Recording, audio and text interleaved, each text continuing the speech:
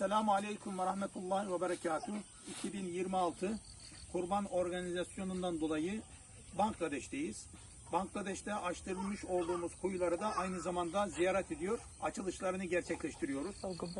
Şu anda Meryem Ceyhan, Muhammed Emir ve Azra Medine Emiroğlu kardeşlerimiz adına yapılmış olan kuyunun başındayız.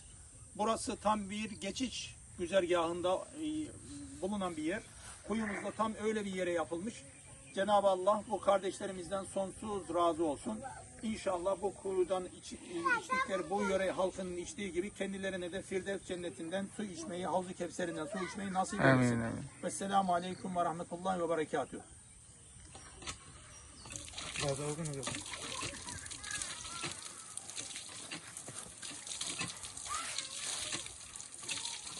Maşallah. Çok güzel suyu. Allah razı olsun.